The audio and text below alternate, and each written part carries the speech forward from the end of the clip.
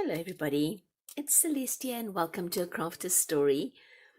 I've decided to make some background papers for future collages. I don't have any particular idea in mind. I just need the papers to kind of be there and be ready, So this is not my idea. I just want to make sure that I say that up front.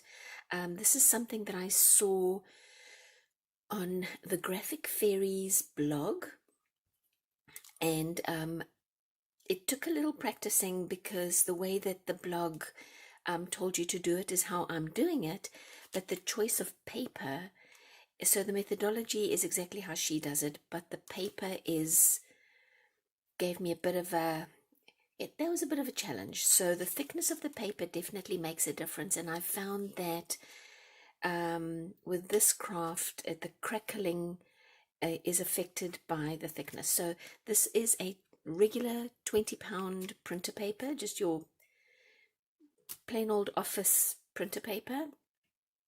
If you go a little bit thicker, the thicker your paper, the thinner the crackle, the thinner the separation of this top layer of paint, and until it actually just doesn't.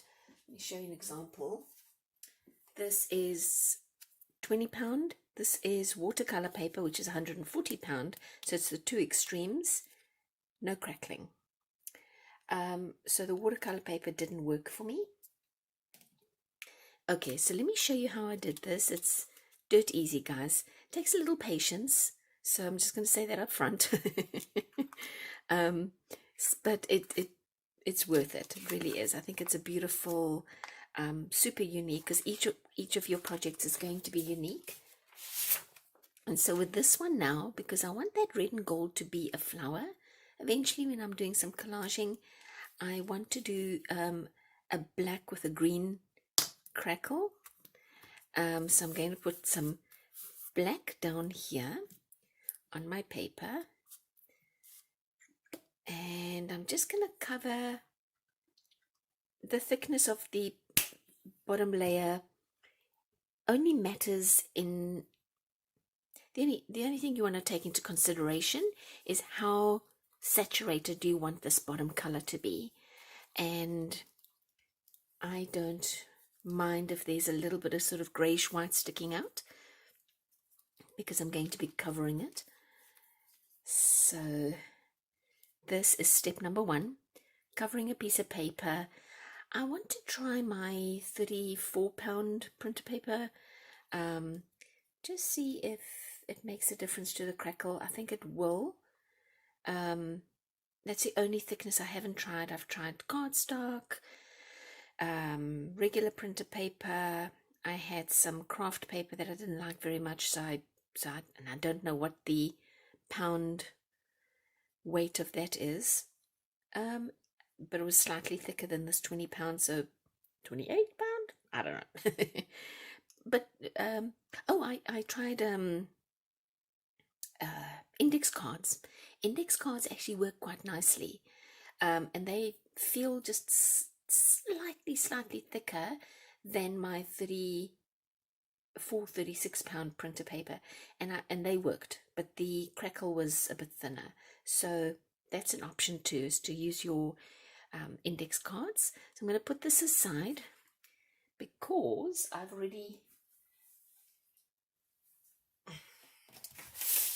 did a black yesterday and allowed it to dry, just so we can kind of keep things moving. All I'm going to do now is I'm going to take some of my white glue, and I'm going to be generous. Now, the thickness of your glue does matter. The thickness of the layer, if you make it very thin, it also affects the thickness of the crackle. If you make it very thin, it's going to be thin crackle. You make it thick, it's going to be a thick crackle. I hope I'm making sense. So I'm going to take my brush, and so the measurement here is, let me see if I can kind of gauge it. Let's pretend that's a tablespoon, and maybe a tablespoon plus a teaspoon. Let's go with that and see how far we get with a tablespoon and a teaspoon. I can already see I'm going to need more, but let's just get this covered at least. And then I'm going to leave this glue to dry, but not completely. And this is the part that I'm finding a little tricky. I'm trying to be as honest about this particular craft as possible, because I don't want you guys to go out and try it and think to yourself, what in the world, Celeste? This is not working. I did have to try a couple of times before I got an effect that I liked. And so this one is going to be a little bit of an experiment, I'm not going to lie. Okay, let's see if we add another sort of heap teaspoon. Alright, so I guess on a piece of paper this size, it's 2 tablespoons of glue. And that gives you a nice covering. Just like this. And then, remember to wash your paintbrush. It is this liquid glue that I've got is a school liquid glue, so it is water soluble. But your brushes just last longer if you wash them straight away. So you'll notice that I'm trying to not have any of these sort of splotchy bits. I'm trying to get everything as smooth as possible, but there are areas like here that's thinner than areas like that that's thicker. I could just come in with a little extra glue and see if I can even things out a little bit. All right, you guys, so here's the patience part. This probably, and it's going to depend on the weather where you are, depending on what kind of humidity you're dealing with, what kind of heat, if it's dry heat that you're dealing with. Is it winter? Is it summer? Don't put this out in the sun. Just leave it in your craft room somewhere and let it dry until you start seeing some sort of almost, because right now you can't really see, I mean, you can see the black, but you can see that it's been covered, right?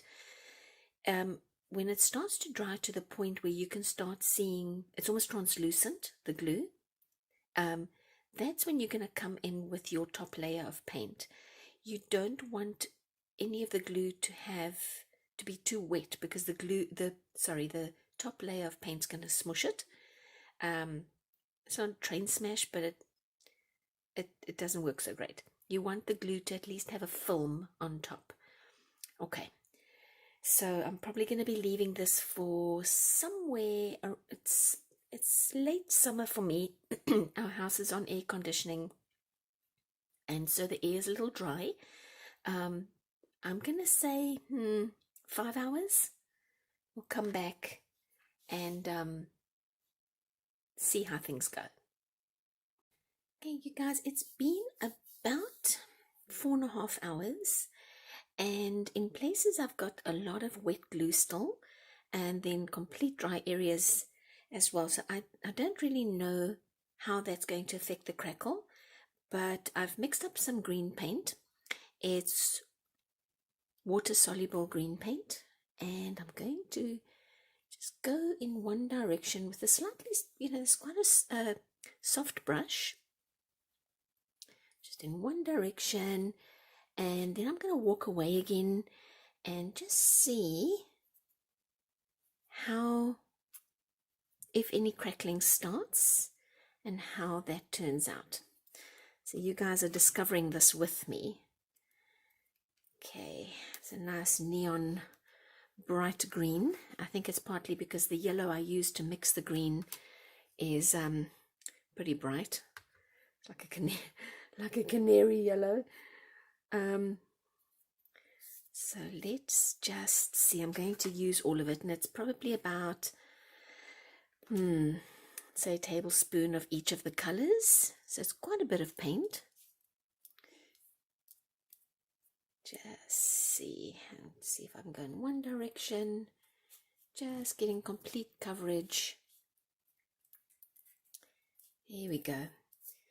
Alright, so now we wait again. This time we're waiting for the glue that's left to dry and the green paint to dry.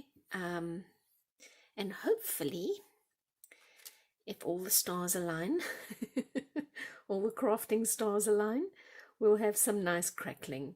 I think especially in those areas where it was a little wet. Hey guys, I thought I would just give you a quick update. It's been about 40 minutes, and I want to say when I put the paint down, I had a chat with you guys, and then I went out of the room once I had said, we're going to leave this to dry. I went out the room and I got a glass of water and came back. So what would that be? A minute? And it was already doing the paint, the green paint was already separating. Now, the reason why you can see white instead of black through it is because the glue is still drying in these areas. But the crackling is absolutely beautiful. It is working like a charm. And so I thought, let me just bring you guys along, let you see it is nowhere near dry. So I think it probably, especially for the glue under the second layer of paint, will take another few hours, and I don't know what that'll be. I think I did mention earlier on, it depends on the weather in your region, how dry it is, how humid it is, how thick your glue is, how thick your paint is. So it's a little bit of an experiment, but it's working. That's what I'm trying to show you. So I'm now going to work on that very, very yellow page that we did, excuse me, earlier, and put some glue down and maybe put some brown over that, and see how we can use this in a collage later. Hi, you guys. I just realized that I said that we had done the yellow previously, and we hadn't. But I do have a yellow here. It's still, the glue is still drying. You can't see it very well, but it is still drying. This is actually my second yellow one, so I apologize if I'm being confusing. I didn't do the yellow earlier, but I am doing it now. And so the first yellow one that I did, and I put the brown paint over, I only waited an hour before I went ahead and actually put the brown paint over the yellow. And what's happened with the green, you remember it was about 4.5 hours before I went and put the top layer, the second, the green paint on the black, sorry. This one, instead of waiting 4.5 hours, I waited just 1 hour and put the brown paint over the glue, which was obviously still pretty wet, and it's dramatically different. You can see how very, very large cracks appeared. So the green is still drying. The cracks have widened slightly, and you can now see the black through it. That's a 4.5 hour wait on the glue. So the glue took, I left the glue to dry for 4.5 hours. With this one, I left the glue to dry only for 1 hour. So there's a huge difference in the length of time between putting the glue down and then putting the second layer of paint down. I really love this. At first I thought, oh my gosh, I messed up. But now that I look at it, I don't know if you can see what I'm seeing, but I see a forest of trees. I see trees without leaves and with lots and lots of branches. All the way, let me see if I move it up a little bit like that.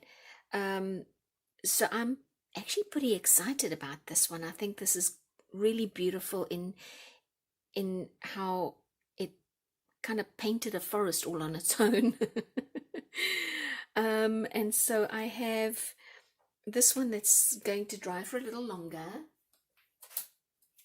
and then I'm still waiting for the glue on this one. I think I'm about 3 hours in, and then I'm going to put some brown down and just see what the difference will be and how different the brown and yellow are going to look compared to that first one when I only waited an hour. Anyway, I just thought I mention that while we're still waiting for everything to dry. Good morning, everybody. It's good morning for me. I left everything until the next day, and some of the papers are still not dry, which baffles my mind a little bit. It could just be because there were so many layers, I'm not sure. So I'm not going to be able to do an actual collage today in this video. I'm going to have to leave it for another video. But I thought, let me do a reveal of all the papers as they are now, and you can see how they've developed. It's almost, I was thinking to myself, it's almost like developing photographs. The longer you leave it, the clearer the image becomes. And so this is, for me anyway, a little bit like that. So this is the first one I did with a gold paint, waited 5 hours I think it was, and put my red on top. So this is definitely a favorite. The green that we did together is this one here, and it is pretty dry, and I've got some where there was thicker glue, bigger cracks where there was thinner glue, thinner cracks. That's really nice. And I can imagine cutting like leaf or tearing. I don't know if you can tear this. I'm going to have to experiment with that a little bit. If you can tear this paper, I think the paint may lift off where the glue is. I don't know. I haven't tried. So I think I'm probably going to just cut pieces for a collage out of here. Now, doing something like a leaf would be nice. So that's that one. And then this one that I showed you guys that I said looked like branches. It has dried. It hasn't. I've got two little spots here that haven't quite dried yet. But where those thicker branches were, the branches have actually shrunk. And so I still think this looks like a forest of leafless trees. But as it dried, the top paint, the brown paint, narrowed even further. So I've got even more of a branchy kind of look to this one. And then I did the second yellow one. So the green one was 4.5 hours. This one was 1 hour of waiting for glue to dry. This one was about, I got a little distracted yesterday with some stuff going on, but I think it was 3 hours as well, but there was a lot of glue. The glue was very thick on here, which is maybe why this one is not dry. I even tore the paper here when I was taking it off the tray. But I suspect that as this dries even further today, that these thicker bits are going to narrow. So again, very nice, very unique, and very different to the first yellow. So the two are very similar but different. The brown's a bit dark on this one. And then the last one I did is this blue one also, which is very wet still. You can see where the white glue is still very, very wet. And I suspect I put too much glue down. I don't know. You guys, if I think the trick here is patience. Not my virtue. But the longer you wait for your glue to dry, I think that the biggest tip for me to give you is the glue needs to, depending on what thickness you want the crack to be, your glue, you either leave it longer or not so long. So I feel like I've repeated myself a couple of times in this video, but I think you get what I'm saying. So there you go.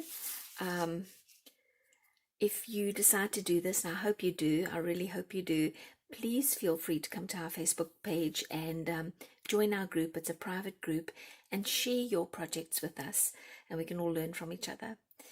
Okay, you guys, thank you for visiting. I'll see you next time. Bye.